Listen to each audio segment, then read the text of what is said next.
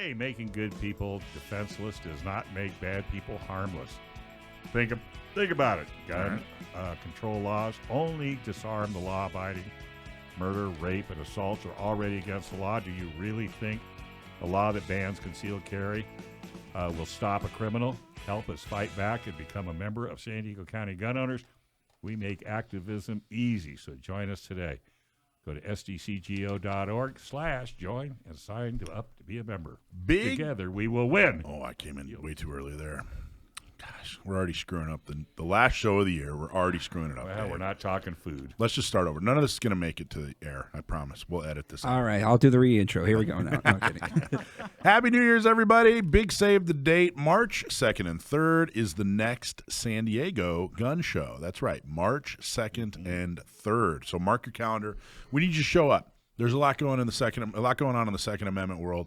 And, staying on the sidelines is no longer an option. And one of the ways that you can help support the gun show is just by showing up. Buy a ticket, show up, come and see the new digs. It's at the Legacy Center in Mission Valley. If you've never seen the Legacy Center in Mission Valley, it's super nice. The venue is nice and big and modern. And then Saturday night, we're also going to have movie night. It's going to be Second Amendment movie night.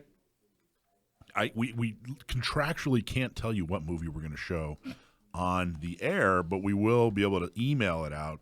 I heard it was Days of Thunder. It's not Days of Thunder. What? But I'll give you I'll give you a hint. Wolverines. And not the new one. No. The real one. The real one. All right, X-Men. Here we go. Okay. Yeah. X-Men. It rhymes with Schmed Schmon. Okay, you just have to quit talking or you're going to go to jail. All right. It's just that simple.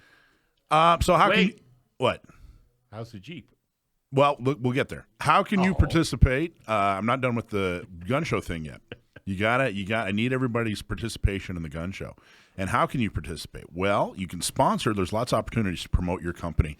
We're bringing together, we're going to reach out and touch maybe 50,000 to 100,000 people in San Diego. And you have a really big building, so you can really fill up a lot of sponsors. Well, so 50,000 to 100,000 people are going to get all of our promotions.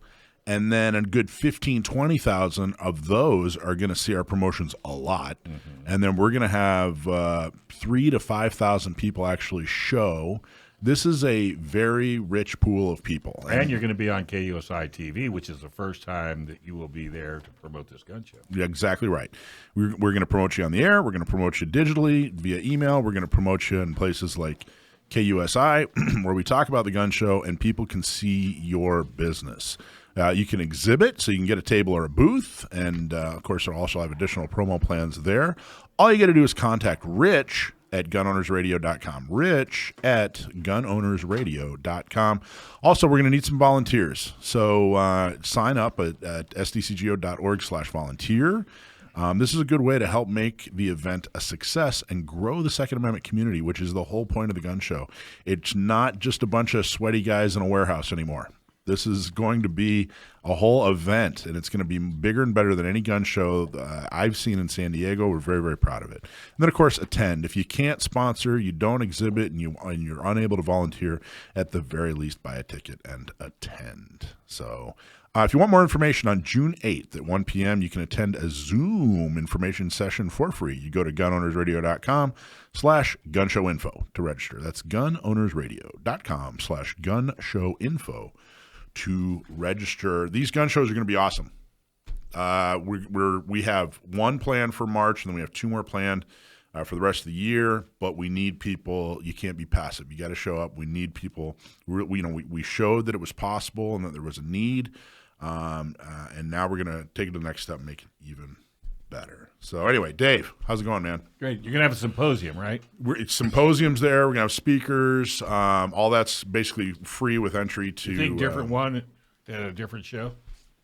We're going to have like 8 speakers on Saturday and a whole different set of 8 speakers on Sunday. And then the next I think it's gun show, maybe a completely different set of speakers. Yeah. Oh, absolutely. I just think the variety is what will draw people to the big shows. time. Yeah, there's going to be all kinds of variety.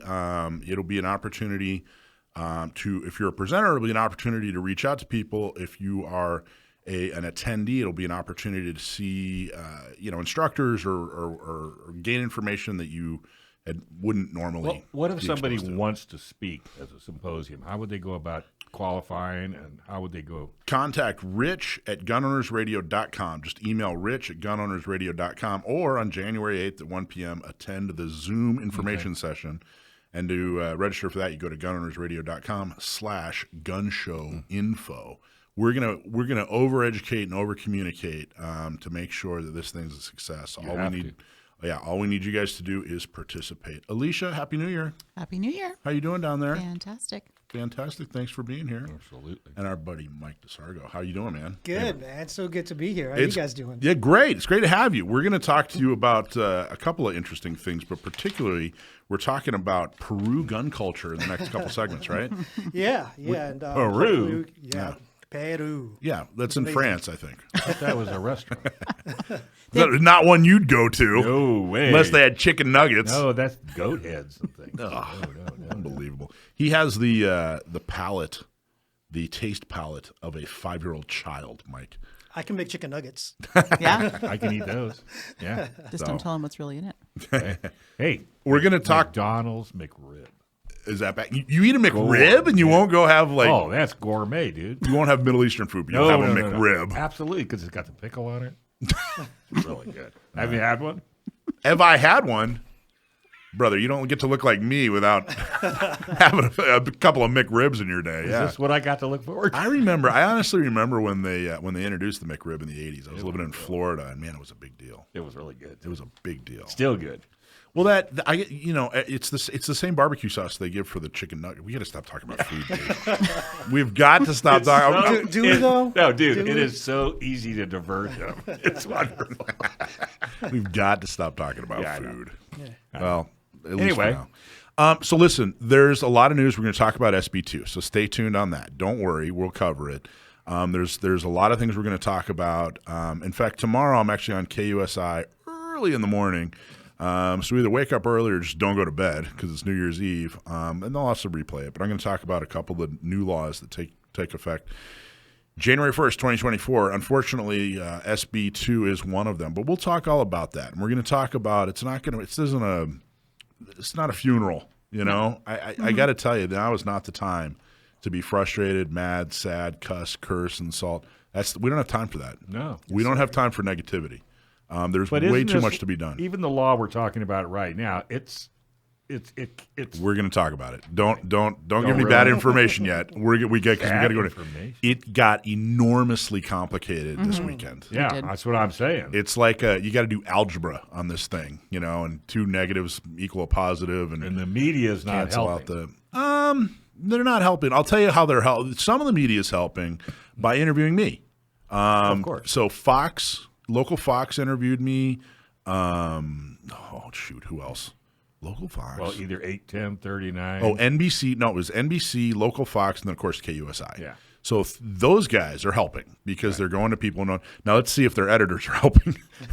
The cool thing about KUSI is it's live, and I get to actually say things that I know are going to hit the air. Oh, the other one's canned? They edit me down, man. There are so many golden nuggets. You know what I've thought about doing? Email me. Email info. What is it? Info at gunownersradio.com. Mm-hmm. Email info at gunownersradio.com. And tell me what you think about this idea. Give me a thumbs up or a thumbs down. I've been thinking about recording my interviews when I do an interview with media so that you can see the whole thing.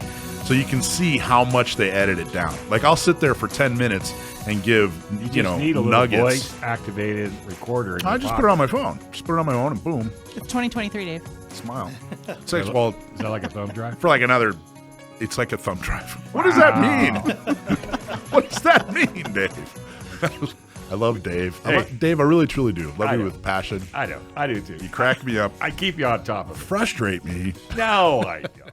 Gun owners, listen up. If you ever have legal matters that involve firearms, you need California's best firearm lawyer, and that means John Dillon. He can help you with red flag laws, gun registration, gun transportation, or maybe you just need to know that your guns are California compliant. John Dillon specializes in California gun laws, so put his number on your phone right now, 760-642-7150. That's John Dillon, California firearms lawyer, 760-642-7150. All right. So, last show of the year. Thank you all so much for listening, or listening to the podcast, and it's the first or second, or it's already 2024. So we have a very special guest, getting a special guest on New Year's Eve is even more special.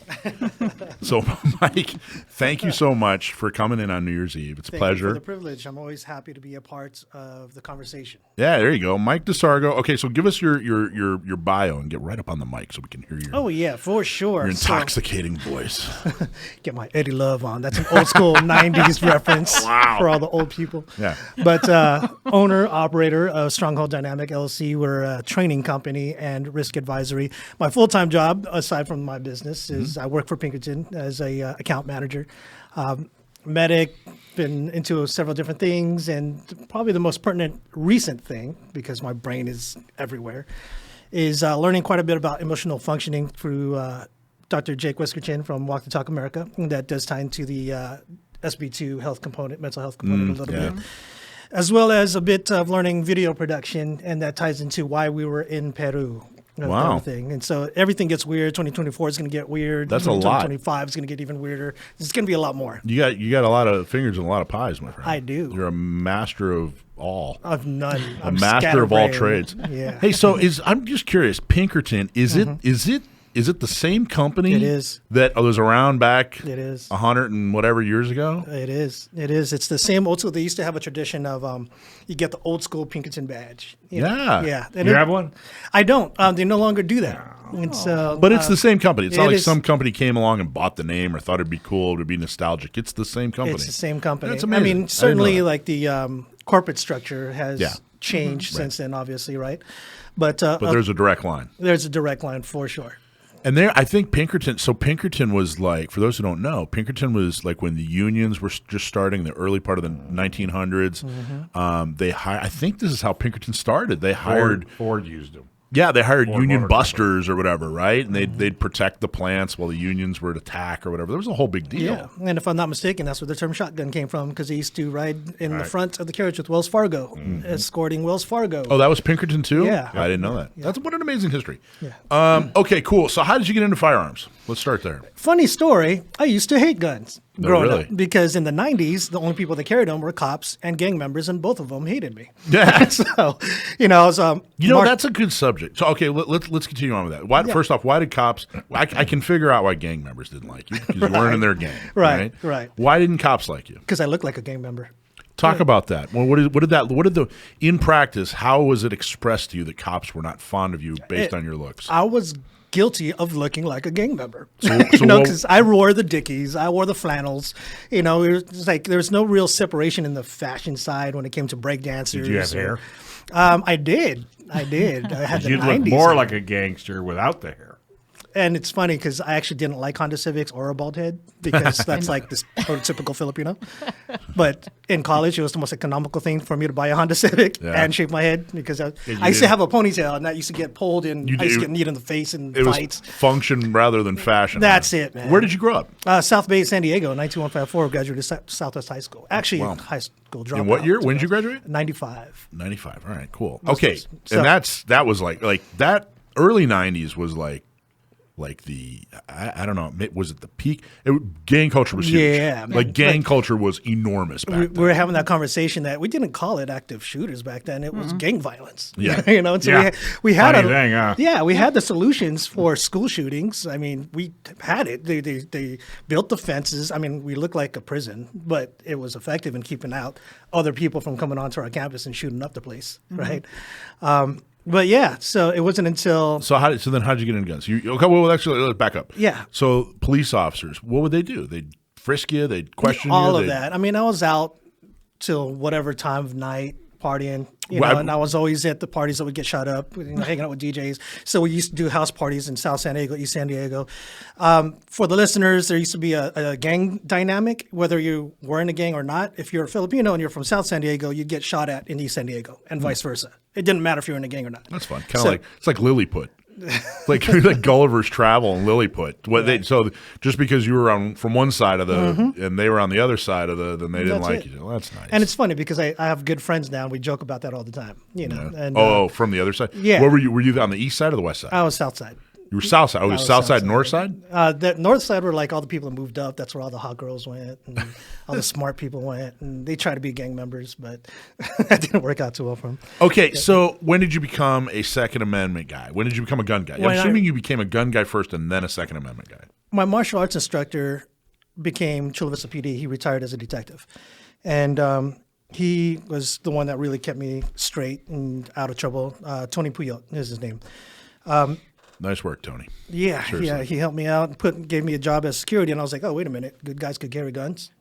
You know, I got my open carry security permit, and you know, I've been in security ever since. And then I started saying, oh, yeah, maybe it's not the gun, it's the person behind it. You know, and I was actually arrested as a teenager when I was. I mean, the whole thing got dismissed and everything, but it was a Pacific Islander cop that gave me the lecture about, look, man, there's a greater reality beyond what your little microcosm is exposing you to, right? And he showed me like the computers, like, because, you know, we always, when people set trip, they're trying to flex their power or whatever, right? And then he just showed me how tiny we were in comparison to what San Diego PD had. You know, he could just call it up, spin up a helicopter, and, you know, get his boys to come out. And, you know, he spoke to me in my vernacular of the time. Right. And I was like, oh, there's an entire other side to this. You know, not everybody's a bad guy with all that side. Wow. So, yeah, that's what kind of got me into all of that. And I became a personal defense martial arts instructor. And over time, it dawned on me that if I'm going to be honest about personal defense, the most efficient way to teach people how to protect themselves is with a firearm. The most effective self-defense tool ever invented by man. 100%.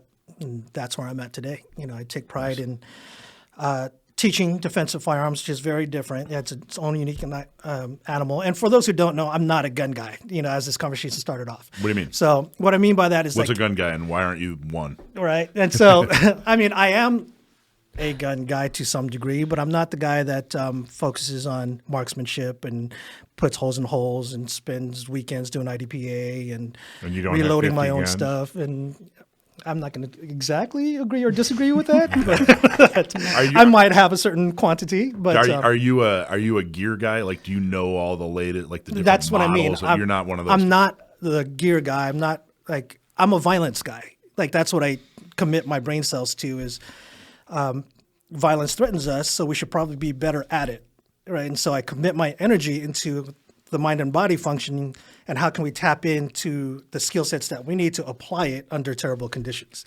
Gun's just a tool. Gun is just a tool. That's it, you know. And I was just watching a video from Change of Behavior where they had a team going in practicing their close quarter combatives, and usually when you do live fire, it's relatively choreographed. You go in, targets, boom, boom, boom, boom.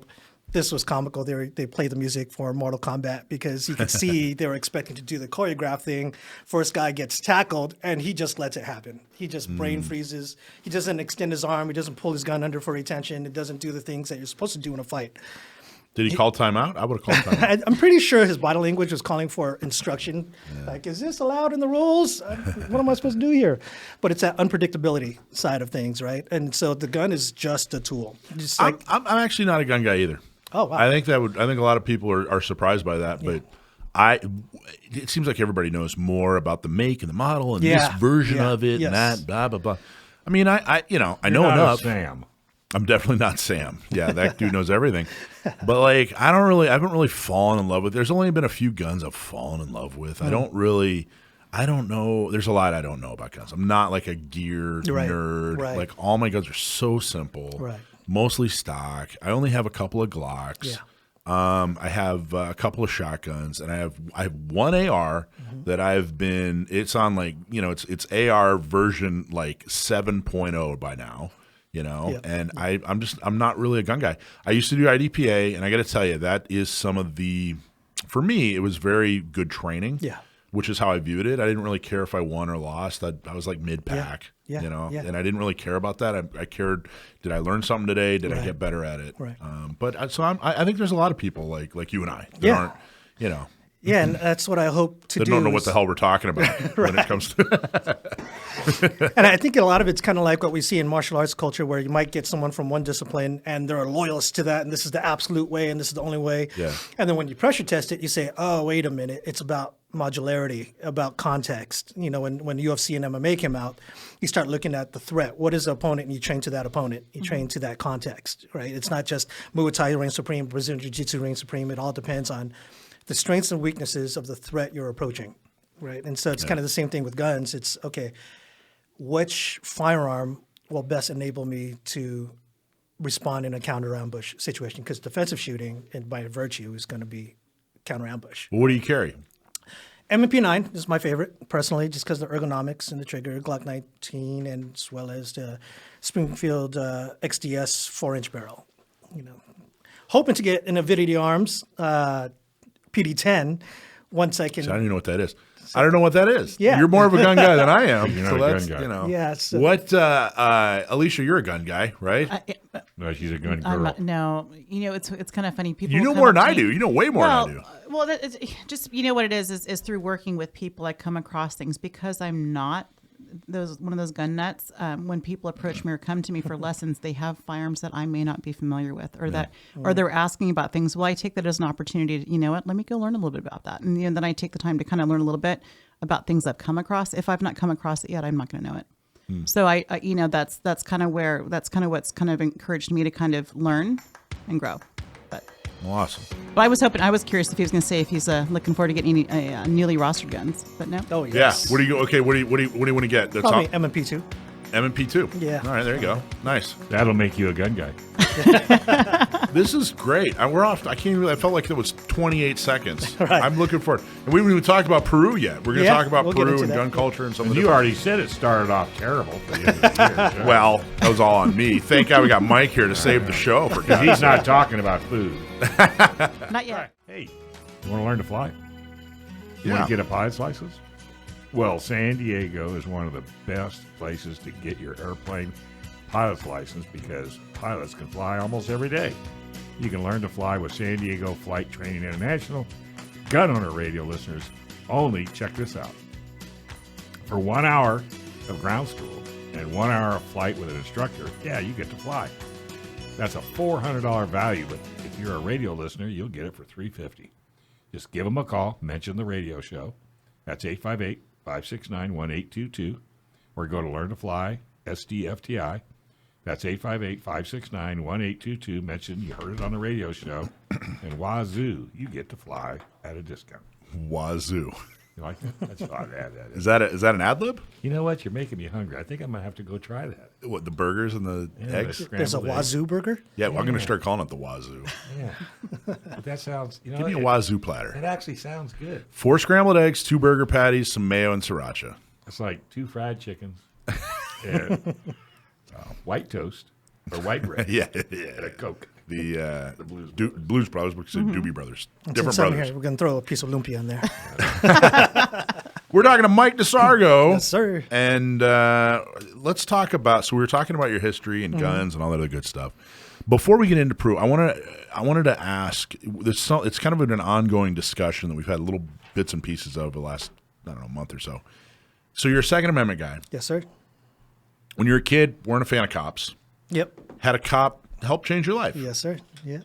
What is, the question is, how does a Second Amendment advocate, how do they view, can they be a back the blue pro-cop guy too? Or how do you reconcile the two? You know what I mean? Yeah, I actually have, again, my martial arts instructor was my father figure. He was law enforcement, you know, and so I have a lot of friends in law enforcement. So, I mean, I think people look at these labels and icons and forget that there's a real human element there. And so I think as long as we retain the human side of things, then we could view the systemic things through that lens, right? Like, there's some systemic things because, for example, cops could buy some guns that civilians can't. That's not right. All right. There's no equality there, right? Government overreach, law enforcement, federal military, all tools of the government. Fundamentally, we want less government and more freedom, right? And so that's a challenge to reconcile. But with that regards, I think it's personally relatively easy for me to support law enforcement as individuals. and certain things that you might need to enforce, I'll understand, right? And I kind of grew up that way. When I was getting shaken down by cops, I wasn't mad at cops. You know what I mean? I understood because, like, I've seen people get shot, and then, okay, I get it. You're doing your job.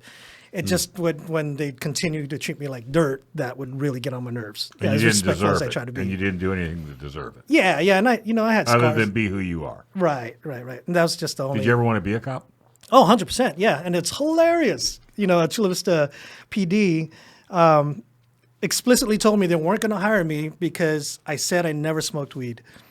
And they thought I was lying based on my zip code. Wow. What? Yeah. Have you ever smoked weed? Okay, no. there we go then. No, I'm asthmatic. Well, all I'm they have asthmatic. to do is I've never is smoked test weed. you. Not one time. Yeah. So the reason why I hesitated is because Alicia and I I didn't do know all that the time. hotboxing was a thing, and I was around some people in a garage, and I don't know if that gave me a contact high. I'm so ignorant when it comes to that stuff, so It that's could. why I don't know if that qualifies. That's funny that they said that, though. They Yeah. were just like, nah, you smoke But they pot. did it just Yeah. by looking at you. Yeah. They thought that just by They looking at profiled you. Profiled. They racially profiled Yeah. you. I mean, there was a voice stress analysis test, and they were insisting that my voice inflections were stressing when it came to that question. You know, So, I'll tell you, though, I think you hit on something that Yeah. I don't think anybody else has hit on, and I think it's an important point, and that's the individuality. Yes. And that's always been a problem for me. I've never been a guy who just likes groups. Right. Like, hey, I support Right. XYZ group. Yeah. I'm always like, I don't know. Some of the people in that group are jerks. I don't support them. 100%. I've never been like a team guy. I've Yeah. never been like my flag or nothing, or I'm this color and they're that color, or whatever. It's not me. It's never been that way. And I think that has always bothered me. I mean, there are Second Amendment guys I don't support. There are people that are like, hey, I'm a gun guy. I do pro 2A stuff, and I'm going, that guy's a jerk. Right. I don't agree with that guy.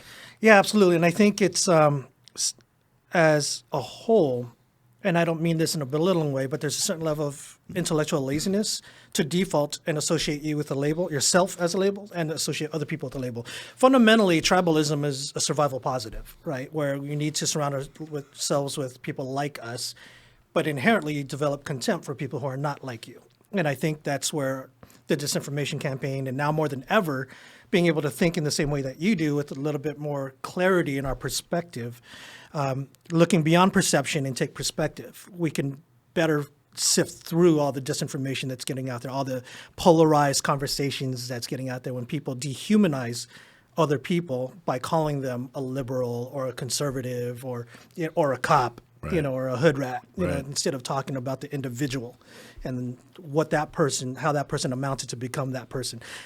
My old man, my dad's a smart guy, and he used to talk to me a lot about evolution in very broad terms. Yeah. And, it seems like any time when I was a kid, I'd ask, like, hey, why is it this way, or why does that person, or whatever.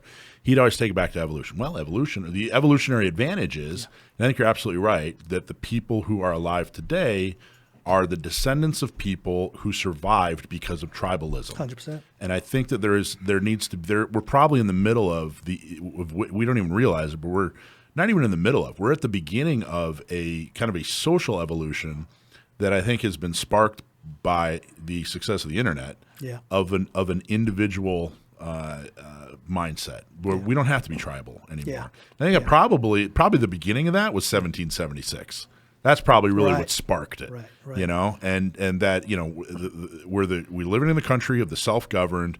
We don't have to be tribal anymore. Yeah. We can all survive on our own. We all have individual nuanced opinions. I think you're absolutely right. I think that's an extremely important point. And that 1,000% ties into emotional functioning, because you have to have a certain level of intellectual humility and vulnerability to be wrong, right? And we'll go into it a bit later. But those who aren't able to go through the distress of being wrong aren't able to entertain the idea of other perspectives. And once you learn that, you're absolutely right. And once you learn that, when you look at people and discover that, hey, that person isn't confident, they just refuse to admit that they're wrong. Right. And it's actually it's an enormous weakness. Yeah. Mm-hmm. You look at that person like, man, that person is so weak. They're so unable to be able to face reality. So Excellent. God, man, you're an interesting guy. You need to come back more. This is Yeah, I would awesome. love to, man. Okay, let's talk about Peru. Yes, sir. So what were you doing? Well, first off, where's Peru? Alicia asked me, and I was like, I don't know where Peru is. I think it's in Alabama. Somewhere in Mexico Asia? or something. It's like part of Mexico. No, it's South America. Yeah. On the coast, on the Pacific coast. Beautiful, beautiful country. Love it. As a matter of fact, it reminded me a lot of the Philippines. Oh, wow. Aside from the Spanish colonialism, which I've come to appreciate. You know, I'm getting more and more, finding more and more in common with my brethren in Mexico and Latin America and such. And but before we talk about, well, we were in Peru because there is a human trafficking case. Now, abductions and human trafficking happens all over the planet. To explain why in particular this case captured our attention, I got to walk it back a little bit. I was doing executive protection in Mexico, taking executives cross-border to various places. And a close friend of mine had a client who needed to do some work down there. And so I just helped them out, you know, set up some infrastructures, set up some Overwatch, and just made sure that they were good. And after 2017, come to find out that his client was a DoD intelligence officer who was involved in the UAP program. UAP. UAP is the unidentified anomalous phenomenon. And that term was discovered, or was created by the Advanced Aerospace Threat Identification Program.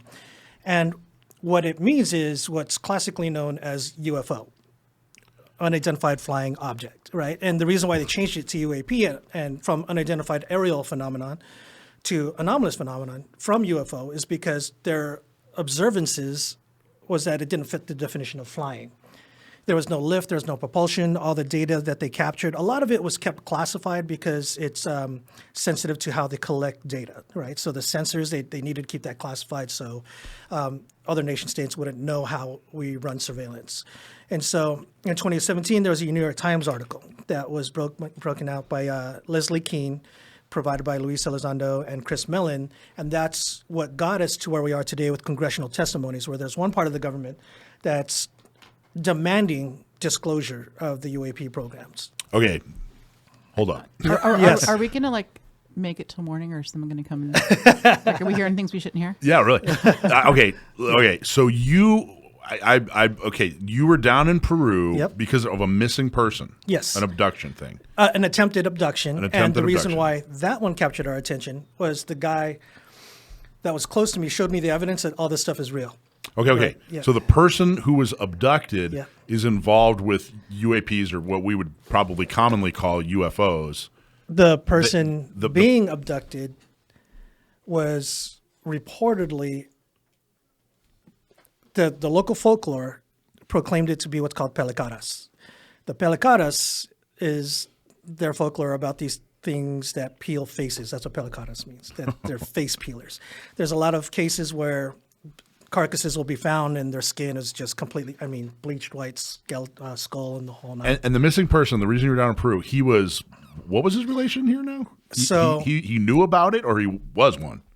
So the reason why we were interested in that case was the person that I helped who had a relationship with someone in the program showed me the evidence, and we all do jiu-jitsu together. And we question reality. We don't know what we don't know after seeing this evidence, right? And so we decided that everybody talks about FAFO, mess around and find out. Oh, yeah. Yeah. And so it's like, I don't know what's real. We got to go find out. So you went down to Peru just to Find out. based on somebody who has disappeared and knowledge of possible UFOs or UAPs. I think. UAPs. So the Okay. pelecaras. All right. All right. That's a cliffhanger. It gets gonna weirder. finish. It gets weirder. Excellent. All right. Hey, Riverside, San Bernardino. Even with the Bruin case, the gun grabbers are getting more desperate. Let's face it, all these laws disarm only the people that would use a gun in self-defense. Fight back and do something to defend your Second Amendment right. Join Inland Empire Gun Owners' Rights now. We're growing the 2A community and are getting more pro 2A officials elected. Membership is only $10 a month, so joining is real easy. Just go to iegunowners.com/join. Okay. We're going to get right back to it, Mike. Okay, All right, so cool. we're talking to Mike Dasargo. You're talking about going to Venezuela based on a missing person and some, or, I'm sorry, Peru, based on a missing person and UFOs, UAPs. Yeah, so there's go. this news went international. Daily Mail from the UK has been covering it. They sent an investigator out. They said that it was the illegal gold miners. It's near the Amazon River, and there's people that don't want people to mine gold because it pollutes the river.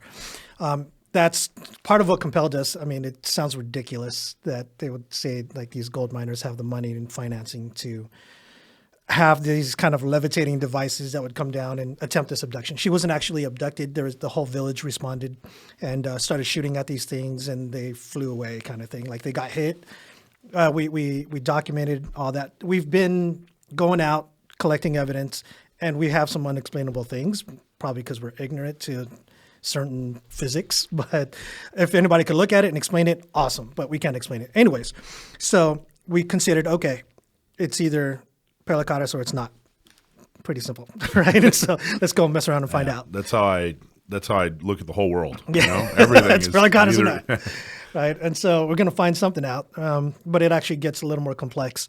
And with that regards, that's kind of how we got tied into the local gun culture there with firearms trainers and local security forces. Because if it turns out that it's some kind of cartel that is in fact trying to use intimidation tactics, which makes zero sense, because I'm pretty sure murder in itself is intimidating enough. I don't know why they'd have to go full Scooby-Doo and dress up like really.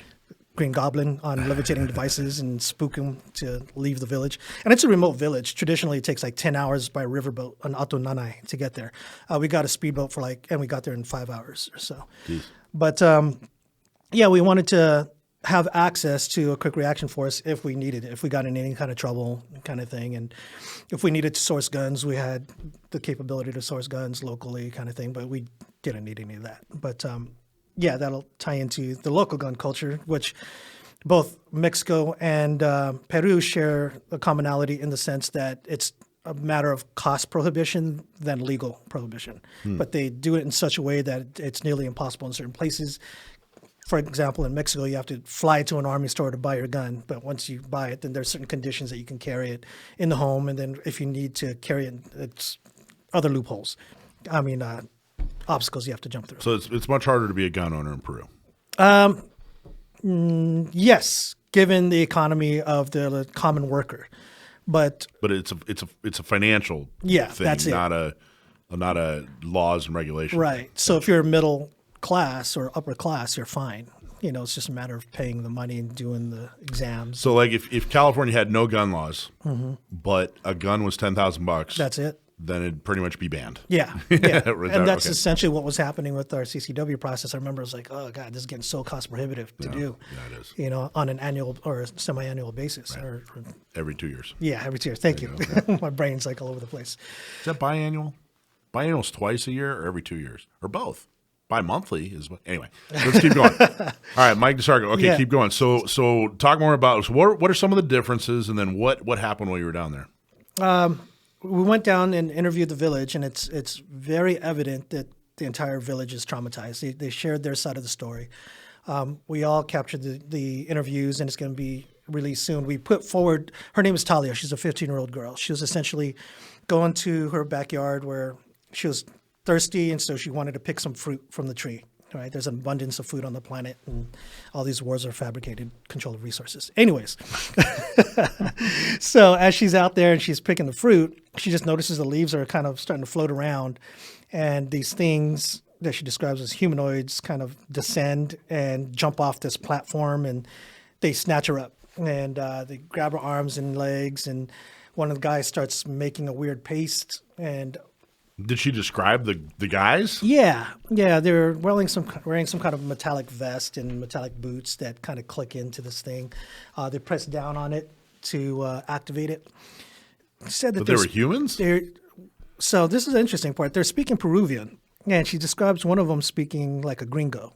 And so recollection is a hell of a thing, right? And so we don't know how much has changed in the anecdote and in the story.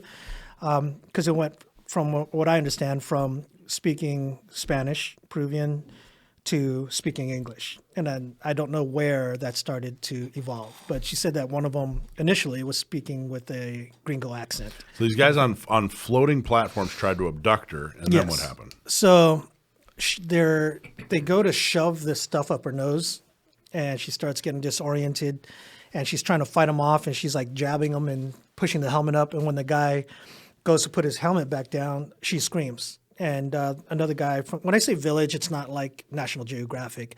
It's actually has infrastructure. I think they have Starlink, they have power, they have buildings, and they have some that's not as refined. Anyways, people start responding. They hear her, they come down with shotguns, and the two, we call them humanoids. Humans, we don't know, right? Bipedal mammals, right? Possibly. Probably people. I don't know. Aliens need to speak Peruvian. I don't know. Beings. Right? But I mean, there's some, and who knows, right? I don't know what I don't know. So the villagers started shooting at these. Yeah, people. And they jump on. The Peruvian one that didn't speak with an accent was trying to get the other guy to leave because they're kind of screwed up. They were rubbing this thing on her face and took out this thing, and she said she started to smell her skin burn and she could hear the sizzle. She actually still has a scar on her neck. Where people, that's why they think they're face peelers, because it seemed like, they put the cream on her face and it all puffed up, like it all swelled up and started getting numb.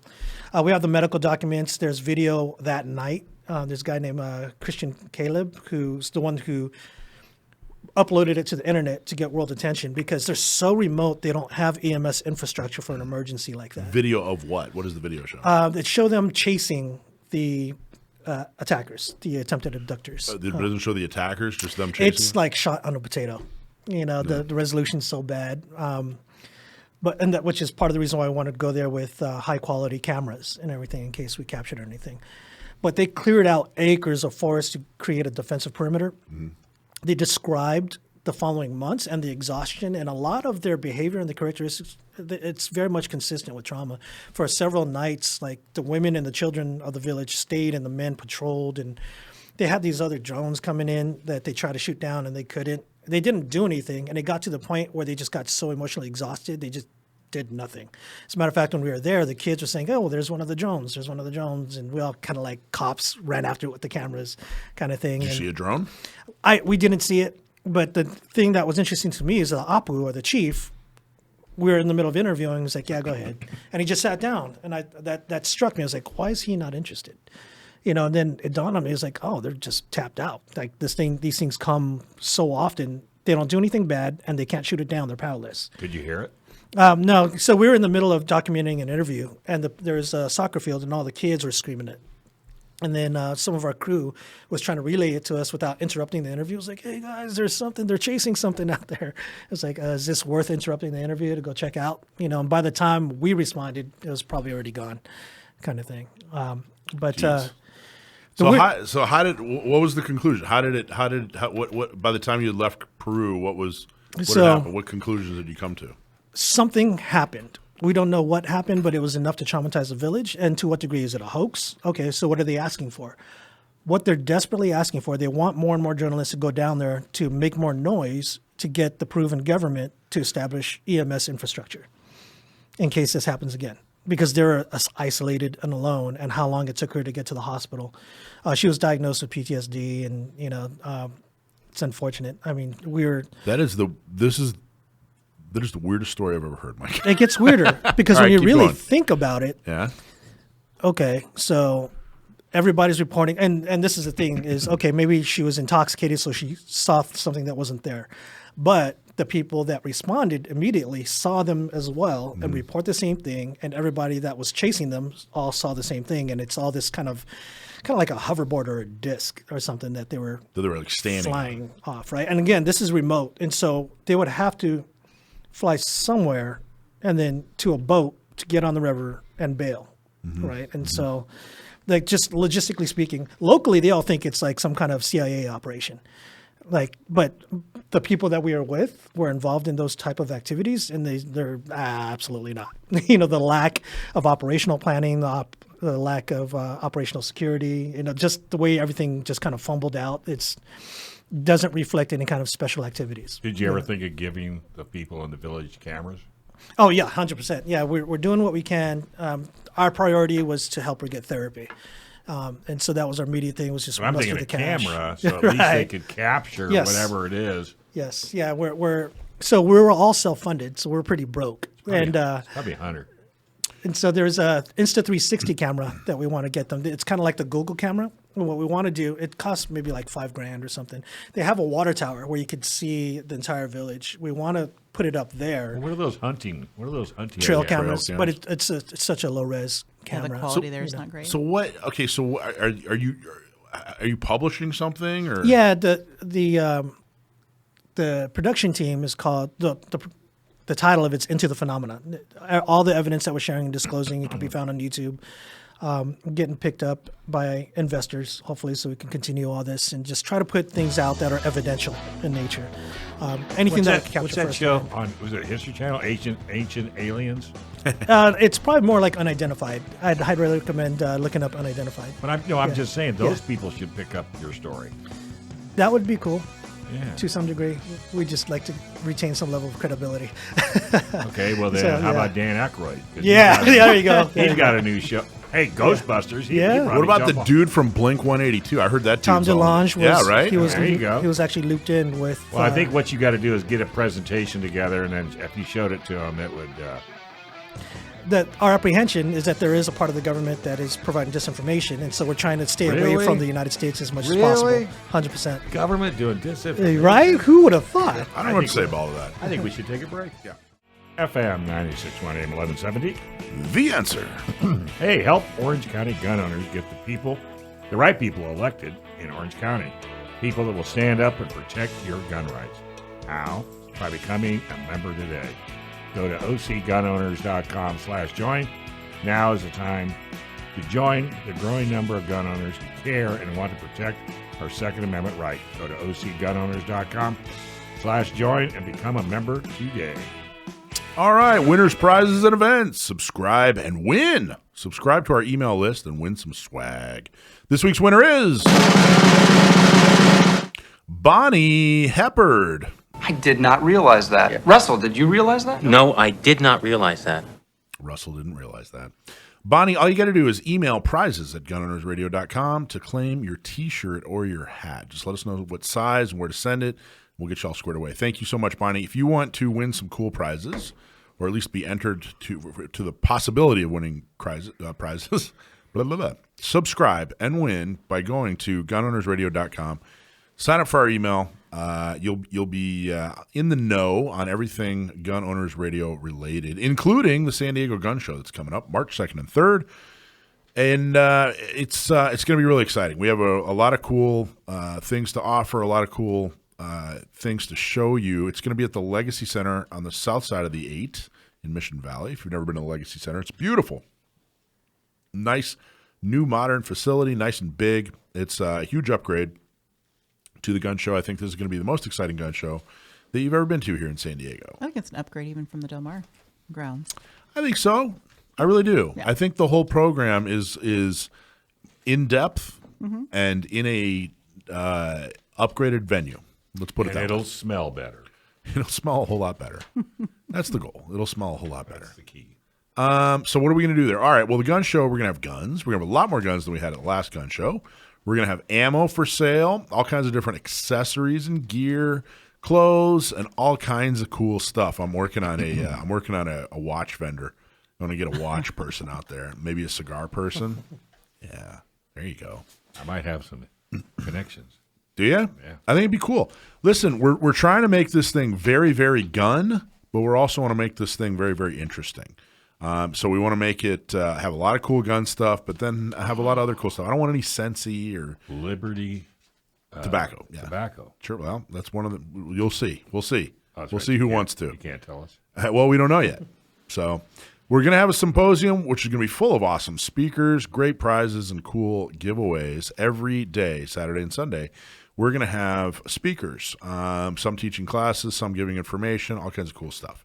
How do people get on board? We're getting there. So Saturday night, we're going to have movie night. Due to licensing restrictions, we're not allowed to tell you what movie, but it rhymes with Schmed Schmon.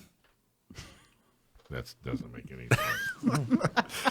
It's a documentary on Wolverines. Are we How's gonna that? Are we gonna It's a Wolverine documentary. That's what we're going to start saying. On Saturday night, we're going to show a really cool Wolverine documentary. on Wolverines. I like that. Have we got any food? Yeah, we got all kinds of food. There's going to be food at the gun show / symposium. We'll have food for purchase at the movie. What kind of It'll be food? very cool. I don't know. The burger place? I don't know. Like who? Where's the Like burger guy? Chicken nuggets. who's going to make their decision to go to the gun show based on what food we're serving? Dave. Because if it's foo-foo, I ain't going. We'll get you chicken nuggets. I promise. A burger. I'm sure we'll have burgers and hot dogs. Hot dog, yeah. Pizza. Hot dog. Boiled hot I'll be dogs. all over that.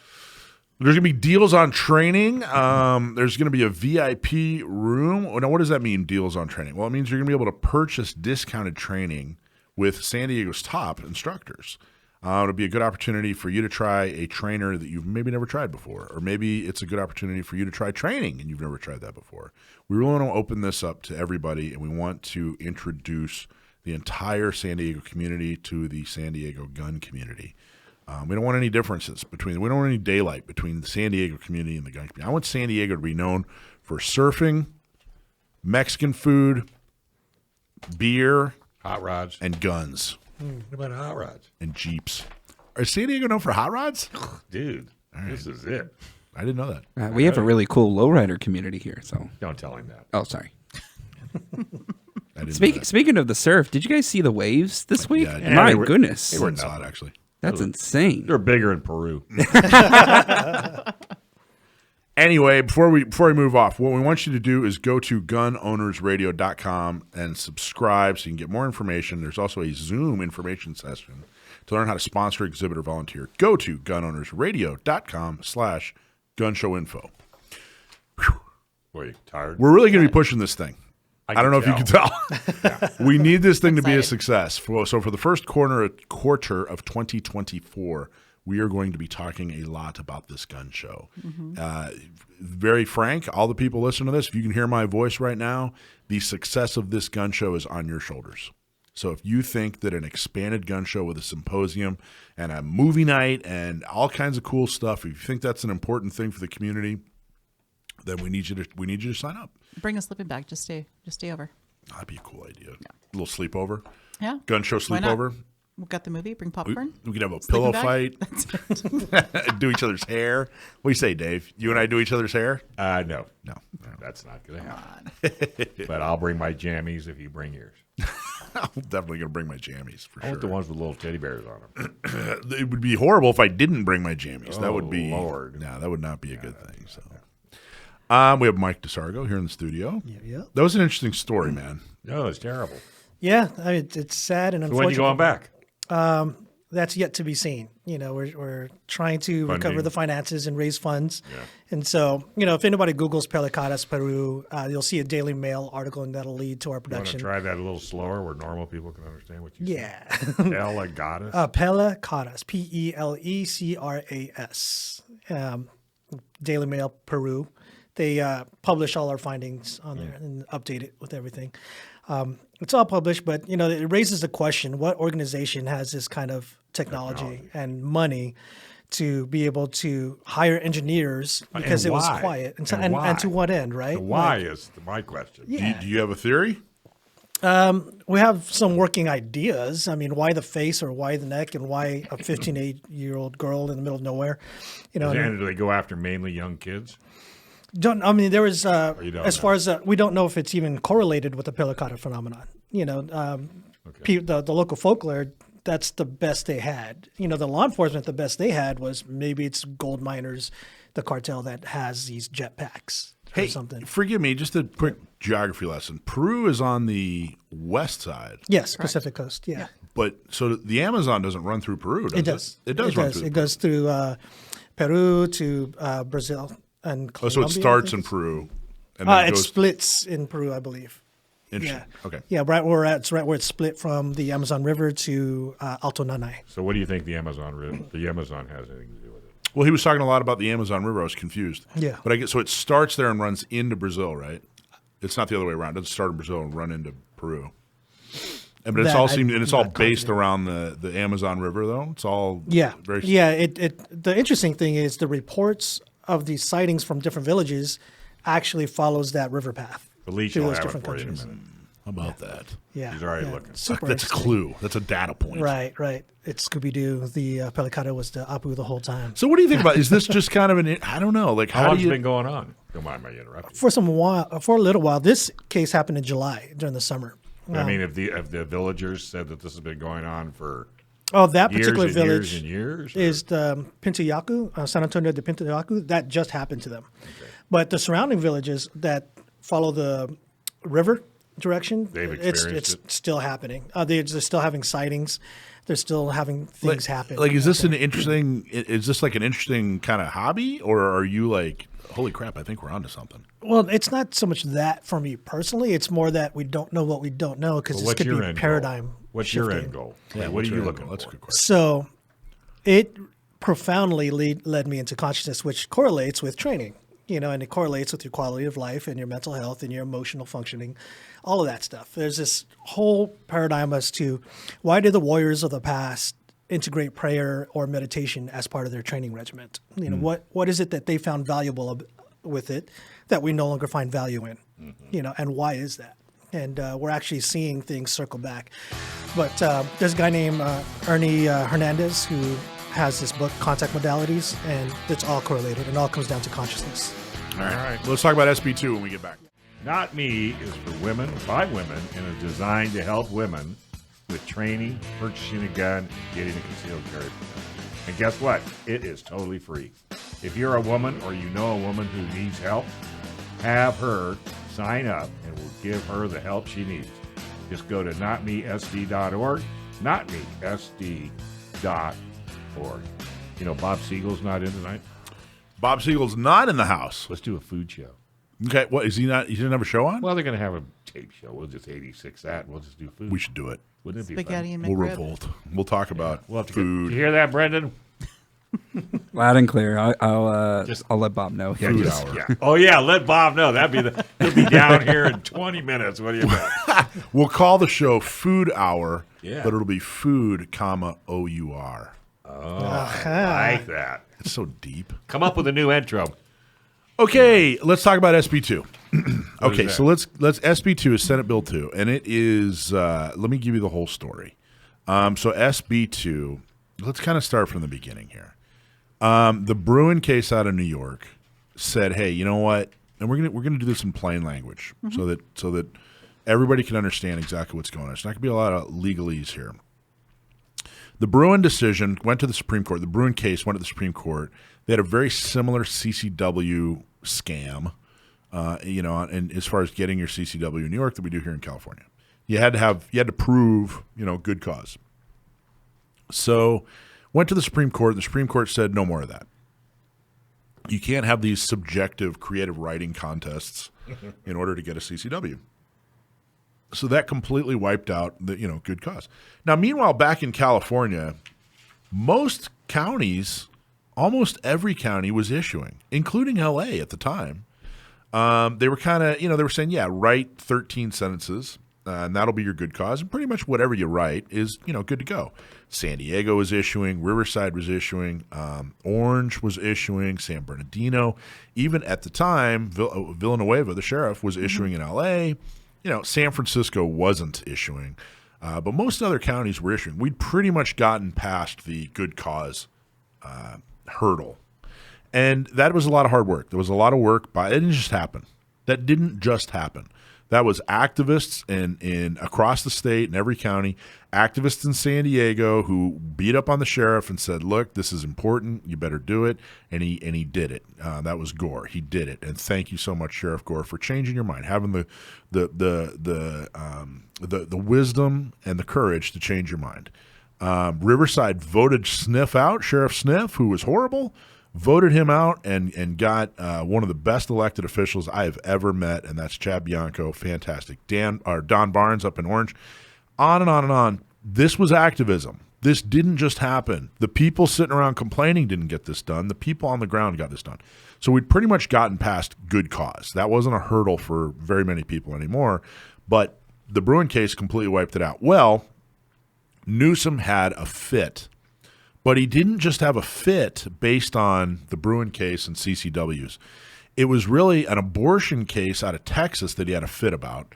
They basically, what the Supreme Court, I'm not going to get way too into that case, but the Supreme Court basically said, yeah, you can put a lot more restrictions on abortion than currently there is. They basically turned it over to the states. They said this isn't a federal thing. States, you can pretty much do whatever you want. If you're in a state that wants to, heavily restrict, you can do that. If you're a state that doesn't want to heavily restrict, you can do that. He threw a fit about that and took it out on gun owners. He basically said, look, right-wing, conservatives, Republicans, whatever you want to label them, Governor Newsom said, look, you guys, one of your sacred cows is the Second Amendment, so we're going to do to the Second Amendment what you're doing to abortion. That was, I'm paraphrasing, that's basically what he said and what he was doing. So he went after guns. He went after guns in California, and the biggest thing was this SB2. He said, okay, well, if we have to issue permits, then we're going to heavily restrict where you can carry, even if you have a permit. And they tried to do it in 2022, but didn't have the votes because they tried to do this emergency order, which meant that you had to have a lot more votes in the legislature than you do if you just do it through the normal legislative process. So in 2023, SB2, bam, they got the votes. And there are a lot of parts to SB2. They centralize the process, basically. So they decide what gets taught and who gets to teach it. They added a mental health component, which meant that they had to talk more. Basically, you have to talk more about mental health and how to recognize it, I guess is maybe the best way to put it. They talked about, they doubled the training requirements. So rather than 8 hours to get your initial, now it's 16 hours. Rather than 4 hours to get a renewal, now it's 8 hours.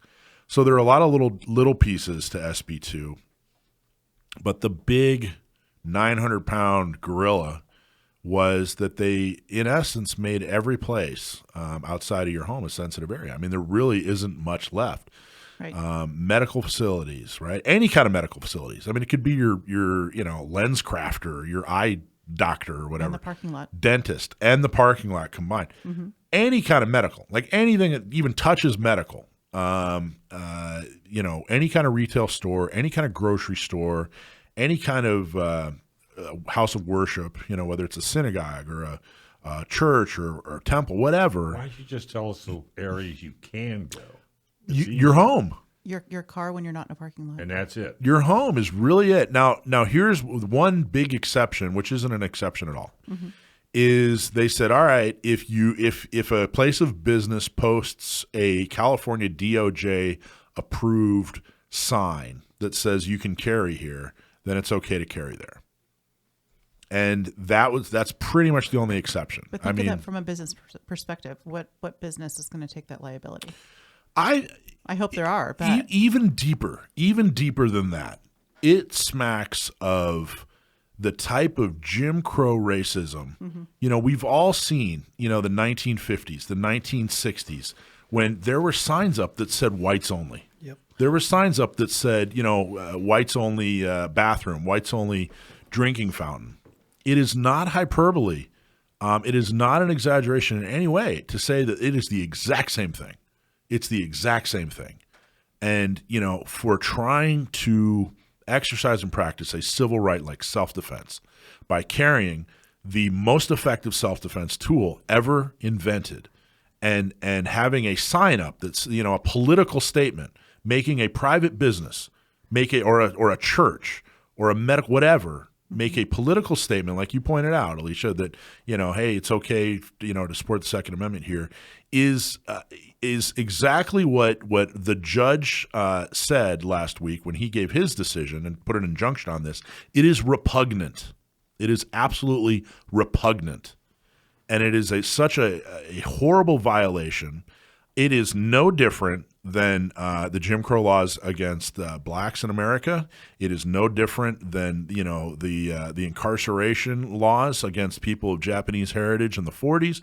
It is no different than when the abuse that Irish immigrants faced when they came to the East Coast through Ellis Island, through Italian immigrants. It's no different. It's no different than the country clubs and different social places that were legally allowed to discriminate against Jews for their beliefs, it is no different. It is discrimination, and it's again based on a civil right. And time and time again, this happens, and then we got to fight. It doesn't just disappear on its own. We got to fight it. So he passed SB2. It passed. He signed it into law. He had a celebration of a press conference when he signed it into law. And then at the last minute, in December, just a few weeks ago, is when they first started talking about how they were even going to implement it. They tried to wipe out all the CCW instructors. We're still working on that. Kelly Martinez, the sheriff here in San Diego, basically said nothing changes in 2024, that the California DOJ's got to get all their stuff in one sock because this is not acceptable. And we're so glad that she did that. But last week, Judge Carney, he put an injunction, which meant that he stopped the enforcement of the sensitive areas piece. He said this is not going to be enforced. That this sensitive areas thing, if you have a CCW, you can carry everywhere you could before. This SB2 thing is not going to fly. And he didn't mince words. He was harsh. Very hard. Again, and it was the word wonderful. Repugnant. It was an excellent thing. And we thought, great, this is good to go. Saturday, the Ninth Circuit said, hey, you know what? We're not gonna honor this injunction. So the judge said that, not to enforce this thing. We're overruling that. And we're going to give the whole thing to another committee. It's called the Merits Committee. And really what it is supposed to do is it's supposed to evaluate this thing kind of unemotionally, unpolitically, and say, hey, is this the type of thing that there should be an injunction on, or is this normal? Is this within the rules? And if they have any kind of if they're true to their word, and they do what they're supposed to do as judges, they will quickly say, you know what, this injunction needs to stay. This thing needs to be, we need to not enforce this until it works its way through the court, because it is such an extreme difference. And it's not like, it's not like the law, how do I put this? It's not like it is introducing something dangerous. What it's doing is it's saying, hey, everything needs to stay how it is until we determine what we want to do is legal. Okay, so it's not like it's forcing us to do something or forcing something on us. It's completely different from that. So the bad news is, come tonight at midnight, SB2 is completely and 100% fully in effect, which means that you have to be aware. We're sending out an email so that you know where you can and can't carry. But in essence, it's almost impossible to carry anywhere. So be aware. But this is nowhere near the end of the fight. Not even close. So 2024, your New Year's resolution, get involved. Whatever you did last year, do twice as much this year. If you gave us $10 last year, give us $100 this year. If you volunteered once last year, volunteer twice this year. And if it's not us, it's got to be somebody. But you can't just sit there any longer. This is a huge violation, and we're going to win, but we need your help. Hey, a lot of companies waste an enormous amount of money in marketing. The design is excellent, the photos are beautiful, and your website looks great. But it's just not getting customers. Why? Because you don't have the words that make people buy. But now you can fix that with Sage Tree. Sage Tree can help you find the words that make it easy for your customers to understand what to do and how to buy from you.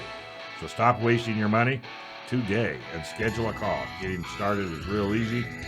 Visit sagetree.com and click on the schedule an appointment button at sagetree.com and click on that schedule a call, and they'll get right to you. So there's a lot of work to be done in 2024. The emphasis, obviously, what can you do for the lawsuits? The reality is the lawsuits, you can read about them, but that's not really activism. The only thing at this point you can do is, stay within the law, but support the groups that are filing lawsuits. Become a member, make a donation, do what you can. But there's a whole other piece of this. We can't just rely on lawsuits. Lawsuits are, it's like 10,000 pounds of cure. where activism is the ounce of prevention. So this year, some of the highlights that we're going to be focusing are the gun shows. And there are gun shows in Orange County. There are gun shows in San Bernardino / Riverside. And now there are gun shows in San Diego. So participate. Go to the gun shows. Mark your calendar. Show up, volunteer, buy a ticket, all the above, whatever you can do, but don't do none of the above. We're going to have Gun Prom. Gun Prom's going to come up in October. Gun Prom's going to be a lot of fun down here in San Diego. It looks like it's going to be in the Carlsbad area at the Omni. It's going to be a lot of fun. But we'll announce that in full later this year, I promise. And but another big thing that's happening is we have an election in March, and then we have an election in November. And both are important, but there's a whole lot more going on in November than there is in March. March, for the first time ever, San Diego County Gun Owners is going to endorse Central Committee members for the Republican Party. Now, the Central Committee is basically, it's about 50, 60 people in San Diego who are elected. They've been on your ballot. You may or may not have voted for them, but they've been on your ballot. And they're the ones that decide who gets endorsed by the Republican Party, how the money's spent.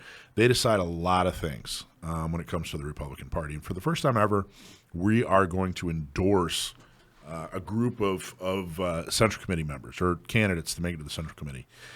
Extremely important. It's extremely important. There are too many times that the Republican Party has not honored the Second Amendment candidate. And I got to tell you, as much talk as the Republican Party gives, you know what I mean? If we can't rely on them, I mean, come on. And frankly, for the last, I don't know how many years, last few decades, we haven't been able to rely on them. So San Diego County Gun Owners endorsing Central Committee members is our first step to making sure that we can always rely on the Republican Party so we don't get stabbed in the back when we're trying to convince the Democrat Party that self-defense is important. Because frankly, we've been stabbed in the back way too many times by the Republican Party. So what do? Do we complain and cry and whine? No, we get involved. So that's how we're getting involved. We're going to endorse Republican Party, Central Committee, Republican Party folks. So, last year was a good year in a lot of ways. We built up the organization. Even though it was a tough economy, we got a lot of things done. We increased the amount of CCWs being issued by endorsing and getting the right person elected. She increased it from about 150, 200 a month to over 700 a month. That is a very important thing. The simple act of getting her elected was a very important thing. And this November, we have a few very, very important candidates that we're definitely going to need your help with. But the endorsement list should be out in January, and there should be, like I said, a small list in March, and then a big list for November. It won't be. We'll endorse some more by the time November rolls around. Same with Orange County, same with Inland Empire. We're going to have an endorsement list coming up, but need everybody to get involved. Need you to commit. That should be your New Year's resolution. Dave, you got a New Year's resolution, man? Sincerely, have you thought of one? Actually, you're right. Getting more involved. Yeah? With San Diego County Gun Owners, Automotive Museum. Oh, nice. I was going to say, man, you've been such a cool part of San Diego County Gun Owners. Well, and Gun Owners Radio. Because you're doing the right thing. Well, thank you. And if everybody would just, because it doesn't take a lot to get involved. And every time you go, like last year I didn't do as well coming to since I'm a 10 ringer, and I don't even know I'm a 10. Hey, you didn't come to any of the... I know. Well, I'm coming to the one on the 11th? 11th? Good. Yeah. You got that email? Yeah, I did. Okay, good. I think I got it on my phone. Yeah, that'll be nice. We're gonna so if you're a 10 ring member, you're gonna get to come to on the 11th. Well, talk about the benefit of being a 10 ringer, because nobody realizes what you get for being. What is it, $100 a month? Well, it's $100 a month or $1,000 a year. So the benefits are spelled out on the join page if you go to SanDiegoCountyGunOwners.com/join. But some of the things you get is every other month, every even number, we go shoot sporting clays, which is fun out in Lemon Grove Run Gun. Every odd number month, January, we have a mixer, and we get a speaker. Last year we had some candidates come. We had a dev group guy. We had Steve Cohen come and talk. Awesome. Steve Cohen, a legend in journalism. So we try to get very interesting people to come and talk, not necessarily about guns, but they all pretty much talk about guns. The Dev Group guy SEAL Team 6 guy was extremely interesting. Who we having on the 11th? On the 11th, it is everybody, all the Republican candidates who are running for Congress against Mike Levin. I believe that's the 49th district. Correct me if I'm wrong. I'm sorry. Okay. All of them are going to come, and it's going to be an intimate discussion. Q&A discussion. It's not going to be some stupid debate. I told them, I said, look, I don't want leave the platitudes and the bumper stickers and the slights and the gotchas, leave it at the door. Mm-hmm. We're going to have an adult conversation. We really want to get to know you. We want to get to know your views so that people can really make a good decision. And I think that's important. I think improving at the butcher shop. Exactly. But don't just show up at the butcher shop, please. You have to be a 10-ring member. And you have to RSVP because we will check. We have to check. So, but that's one of the benefits of being a 10-ring member. But I got to tell you, the thing about being a 10-ring member is that's the amount of help you are giving us is huge. And the vast majority of 10-ring members they're just like, hey, you know what? This is the financial level I am able to support you on. And you can do it by letting them take it out of your credit card every month. You don't have to write a check. You don't even know it's gone. Right. And it's the easiest thing. The hardest problem I have with it is I forget. What? To go to the events and stuff? Yeah, I forget to go to the events. Well, I used to, we do provide a lot of things, but it's not about the things. No, I was just going to say, it's really not. It's about, because here's the thing. If we sit on our laurels and we don't do anything, and then the other side succeeds, then everybody's going to start crying. Yeah. Well, no, you had an opportunity. Right. Don't waste an opportunity. Like I tell people, everybody's got to give back, penny to a million, but you got to give back. You can't just sit there and expect Mike to do it or Alicia to do it or this guy from Peru. Yeah, it was, I think it was like year 2, someone joined, they became a 10-ring member, and we had just gotten polo shirts, and I thought, well, gee, I'll give him a free polo shirt just to say thanks. And I called, talked to him on the phone, welcomed him and thanked him and everything. Like I said, it was like year 2. We'd only been around for like a year and a half, and I said, hey, what size shirt do you wear? He was like, extra large. Wait, why? And I said, well, we just got these polo shirts, and I just want to say thanks, and send you a polo shirt. And he goes, I don't want a polo shirt. Keep the polo shirt. I'm giving you $1,000. I want you to go do good things with it. Yeah. And I was like, wow, okay. Well, but that just shows the kindness that you portray from your side of it, too. Well, I hope so. Yeah. I like to be kind. Well, so, otherwise. Alicia, what do you got? New Year's resolution. Yeah, what are you coming up with? Oh, don't put me on the spot. You're on the spot. You're on this. I don't. What would you like to improve? I'm going to have to take a pass for a minute. Come take back to me. All right, We'll go to Mike Mike and then Mike come just back. get more involved. Well, because you're not involved in enough things. I almost think I want to go the other way. I was going to say. You don't have enough things. I mean, you're a master gardener. You're an instructor. It really is. You do weird parties with weird things, with spam. I mean, you got school. There's things you probably do we don't even know. Probably. Yeah. So we don't want to know. Mike, what's yours? You got a New Year's resolution? Yeah. Go back to Peru. Eventually. No definitive plans yet, but primarily work on cultivating and developing myself so I could be better capable of serving. I'm already there. Oh, wow. What does that look like? Cultivating my health, my finances, advancing my skills, advancing my meditation practice to have better clarity of thought, getting back into National Registry with EMT and studying Adobe Video Shop, all the different skill sets that might help. And be a Chula Vista police officer. You know who he reminds me of? This conversation reminds me of, remember the two guys we had in, the OG Pumpkin guy? There was Benji and Angel. Yeah. And both these guys, Benji grew up and he was kind of in high school, he was kind of kind of a misfit, alcoholic, and, didn't look like he was going anywhere in life. Went into the Marine Corps, went MARSOC, and now he's like this outstanding guy. Angel, he was a gang member. He was a violent gang member, and he joined the Army and got into. He was a Ranger and turned his life around. It's amazing how many gang related, or you know what I mean? Like you guys are some of the best people in the world. You know, some of the people that have this rough upbringing. They get resilient. Yeah. Yeah. What do you credit that to? There's a few things, actually. That's what I've committed quite a bit of study What into. internally? I know you said your buddy who was a cop who really brought you on. That's awesome, and a big thanks to that guy.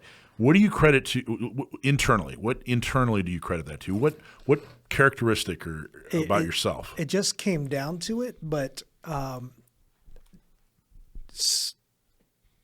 spite to be nothing like my father. Oh, wow. Yeah. Wow. So I've never brought that into my conscious awareness, but you know, he was a violent, abusive guy, so I wanted to be the opposite of that. That's probably what drove me to do good, regardless of what society and conditions threw at me. Well, Mike, one out there. you've done an amazing job, my friend. Congratulations. I appreciate it. I totally get it. I got 8 mothers and 3 fathers. Okay, and that's just the tip of the iceberg. And I swore I would never be like my father.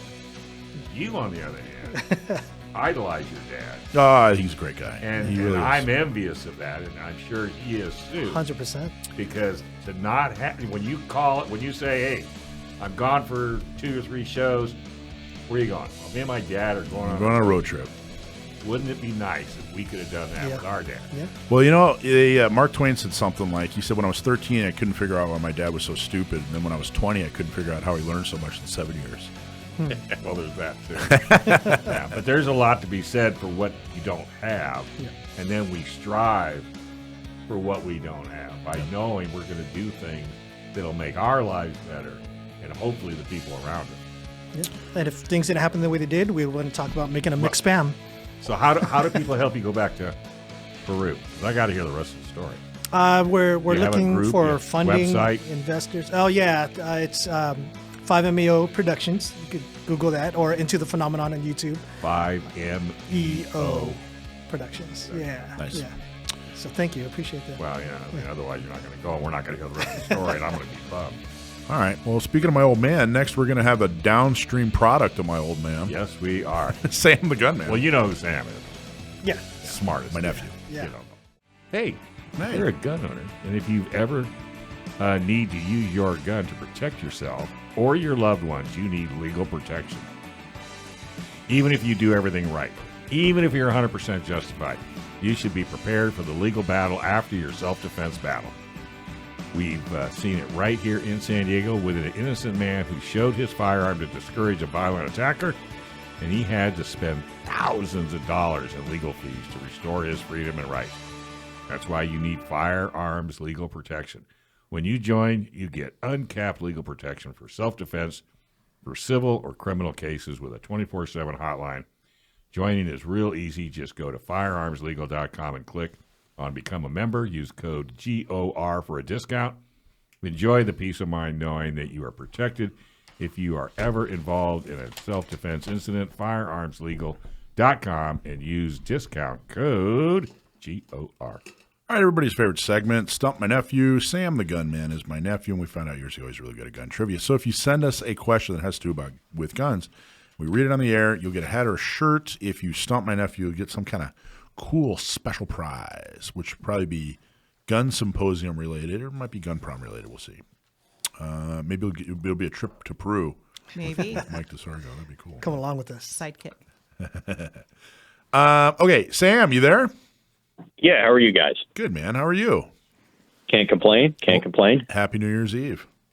Happy New Year's Eve to you as well. You're closer to 2024 than we are, aren't you? That is true. All right, my friend. Okay, you ready for the question? Sure, let's have it. Hey, Sam, Mike Dasargo here. It's so good to talk to you again. Got the question from James from Phoenix, who asks, what American gun was copied by the Chinese Type 36? And Phoenix is a real place, by the way. Yeah, I know Phoenix is a real place. Thank you, Mike, for reading the question, and thank you, James from Phoenix, for writing it in. What American gun was copied by the, what did you say, the Chinese Type 36? Correct. He might have me with this one. This is tough. So I know that a handful of American firearms and other countries' firearms were copied by China and some other East Asian countries during the Cold War in an attempt to kickstart arms manufacturing there, and even beforehand. I mean, there's been this sort of cottage industry of Chinese copies of Western firearms going back all the way at least as early as the 1910s, 1920s. So what American firearm was copied by the Type 36? I can't speak to this one specifically, but my instinct tells me that it's going to be the 1911. What's my favorite? I was about to say, Sam? yeah. Oh, well, then you've given it away because his favorite gun is the M3 grease gun. There it is. I just had to help because it's New Year's. Out of curiosity, do you know what the M36 is? M36? Yeah, the Chinese M36. No. Oh, okay. It's that the one that other- looks like the grease gun. Yeah. Yeah, that's exactly. It's another name for the Type 36. Yeah. Well, I just had to do that, Sam, because I mean, it's the end of the year, and I wanted to wish you a happy New Year. Yeah, it feels a little unfair, but I appreciate it anyway. The Type 36, aka M36, was identical to the American M3A1, which is also known as the grease gun. The grease gun was developed during World War II as a cheap version of the Thompson. The firearm was never produced on a large scale because the factory was taken over by the Chinese Communist forces in the late 1940s. Production continued in 1950 in Taiwan, but in 9mm Parabellum. That's interesting. Boy, the commies, they really hate guns, don't they? Totally. At least that's how it is here in California. Well, if you had to pick a gun to copy and produce locally, then at that time period, the M3A1 is not a bad choice. It's very simple to make, provided you have the machinery to do it. It's all pretty much stamped steel.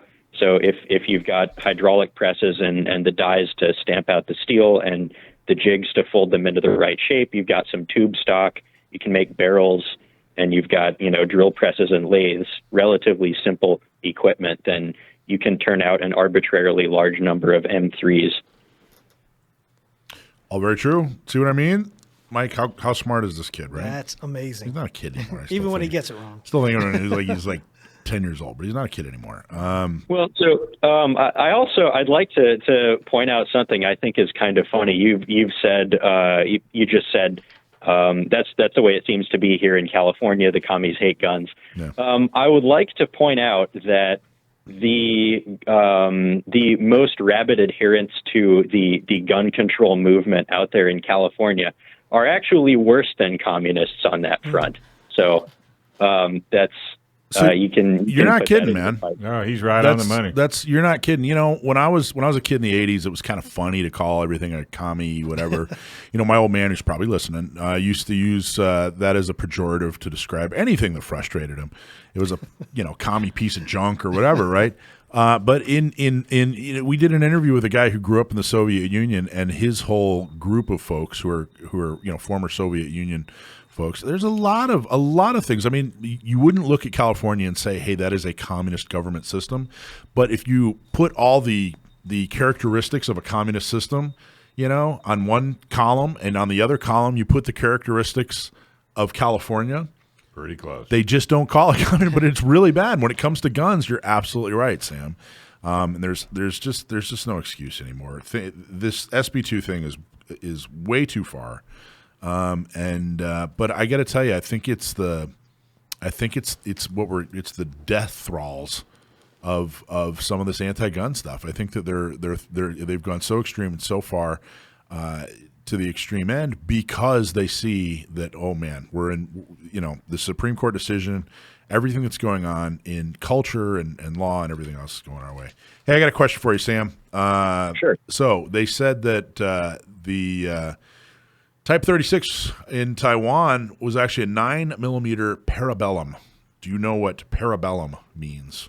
Yeah, it comes from it comes from the original Latin version of the phrase "If you desire peace, prepare for war." I can't recite it in Latin, but that was the motto, the sort of official slogan of the factory, the company DWM, at which Georg Luger designed the 9mm round. So you'll hear it called 9mm Luger after the guy who invented it, or 9mm Parabellum after the company's official slogan. And it's kind of a pun there because it means literally for war, and it was a military cartridge. So I always thought that was kind of neat. Yeah, Parabellum for war. So And if you watch John It Wick, has it on the label. and if you watch John Wick, his last show was Parabellum. Oh, that's right. Did you know that about? Did you know the history of the word parabellum, 9mm parabellum? Did you know that? To some degree, but not to that degree. Yeah. All right. So you just got to watch John Wick. Yeah. Nice I haven't job. seen a single John Wick. You haven't? I haven't have either. not. I haven't seen it either. What? Yeah. I don't get it. You haven't seen it. I didn't Thank you, say finally. you didn't get it. Yeah, I don't know. It just doesn't No, if you seem- didn't get it, you haven't seen it. Well, I don't know. How could you? That's like saying you like Brussels. You don't like Brussels sprouts. They're not gun guys, They remember? killed his dog, for goodness sake. Thank you very much. I That's keep it. hearing that. That's Oh, the only my- part that sounds interesting to me. No. No. I mean that somebody gets that level of revenge for that act. I'll make you a deal. This week, I will stop by Blockbuster. I'll pick it up and Yeah, you. Or You're if gonna not, go all the way to Tower Oregon? Records. yeah, You'll go to Blockbuster and get a tape to put in your VHS. yeah. There you go. That's it. Exactly. Parabellum. Drink Parabellum. some Zima. That should be Zima. That should be maybe that should be our 2024 T-shirt. Maybe that's my New Year's resolution is Parabellum. I thought you were already there. I like it. Pretty much am. All right, everybody. Awesome job, Sam. Yep. Thank Happy you New so Year, much. buddy. Yeah, thank you so much for all that you've added this year in 2023. You are just such a fantastic addition to Gun Owners Radio. You do such a good job. I appreciate it. You're by far most of the comments I get, most of the compliments I should say I get on Gun Owners Radio have to do with your segment. So thank you for all that you do.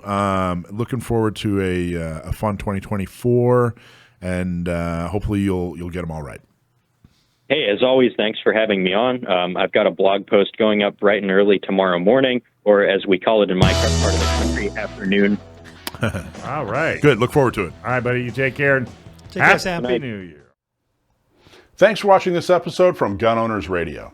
If you're watching mainstream media, you're not getting the truth about guns and the Second Amendment. Gun Owners Radio is the easiest way to stay on top of the Second Amendment fight, the fight for your self-defense rights. You can watch our live stream on YouTube every Sunday from 4 to 6 p.m. California time, or if you're in San Diego, AM 1170, FM 96.1, The Answer. We're also available on your favorite podcast platform. Just do a search for Gun Owners Radio and you'll find our show. Don't forget to support our sponsors. Click on the links in the show notes and support the businesses that support your Second Amendment rights. Like and subscribe to help defend and restore the Second Amendment, not just in California, but across the country.